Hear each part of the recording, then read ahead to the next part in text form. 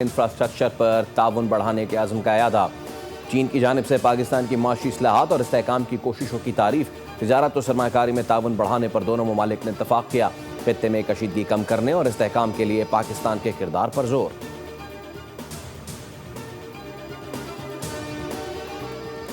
ایران مذاکرات چاہتا ہے مگر ان کی قیادت کو ڈر ہے، ڈیل کا کہیں گے تو اپنی عوام کے ہاتھوں مریں گے۔ امریکی صدر ڈونلڈ ٹرمپ نے واشنگٹن میں خطاب کرتے ہوئے کہا کہ ایرانی قیادت کو یہ بھی خوف ہے کہ اگر معاہدہ نہ کیا تو ہم انہیں نہ مار دیں۔ ہم نے دنیا میں 8 جنگیں رکوائیں اور اب ایک جنگ جیت بھی رہے ہیں۔ امریکی صدر نے کہا کہ ایران کی بحریہ اور فضائیہ کو ختم کر دیا، مگر فیک نیوز کو دیکھے تو لگتا ہے کہ ہم جنگ ہار رہے ہیں۔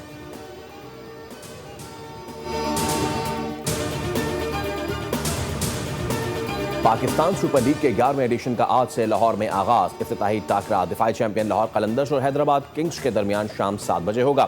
ایونٹ میں پہلی بار 8 ٹیمیں ان ایکشن ہوں گی۔ قومی کفایت پالیسی کے تحت شائقین کو اسٹیڈیم آنے کی اجازت نہیں ہوگی۔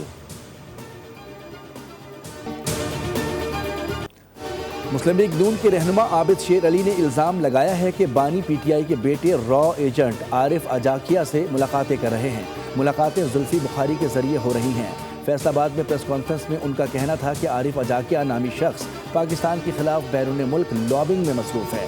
ملک میں انتشار پھیلانے والے عناصر کے لیے حکومت کا واضح پیغام ہے کہ اب انہیں کسی صورت برداشت نہیں کیا جائے گا۔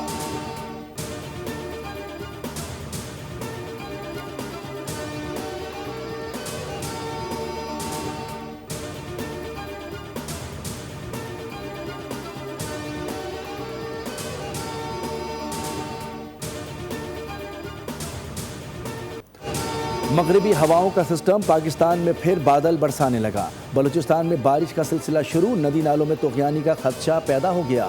سسٹم سندھ پر بھی اثر انداز ہوگا۔ کراچی میں بھی آج گرج چمک کے ساتھ کہیں تیز کہیں ہلکی بارش کا امکان ہے۔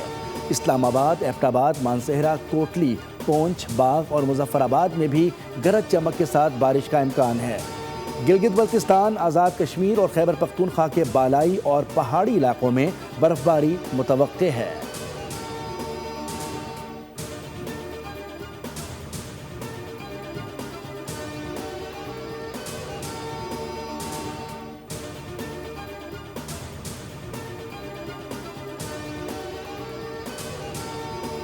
پاکستان کا اسپین میں موجود غیر قانونی پاکستانی تارکین وطن کو 1 ہفتے کے اندر پاسپورٹ اور دیگر ضروری کاغذات جاری کرنے کا فیصلہ۔ رجسٹریشن شروع ہونے سے قبل تمام پاکستانیوں کو دستاویزات دے دی جائیں گی۔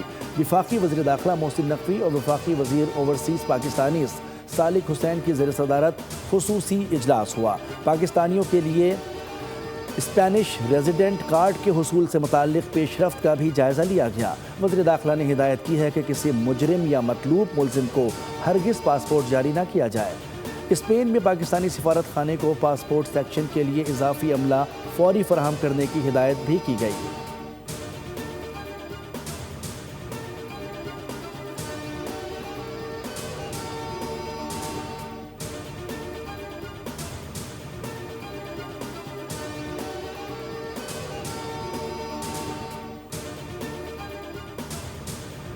عالمی اور مقامی گولڈ مارکیٹس میں سونے کی قیمت میں پھر اضافہ۔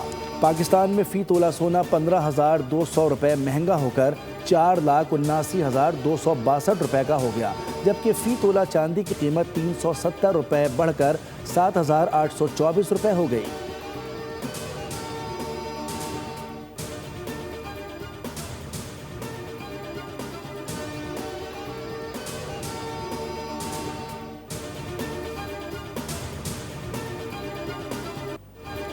اور پاکستان سپر لیگ 11 کے لیے ملکی اور غیر ملکی کھلاڑی پرجوش۔ پلیئرز کا اپنی ٹیموں کو جوائن کرنے کا سلسلہ جاری ہے۔ لاہور کے مقامی ہوٹل میں نئی کٹس کے ساتھ ٹیموں کا فوٹو شوٹ بھی مکمل ہو گیا۔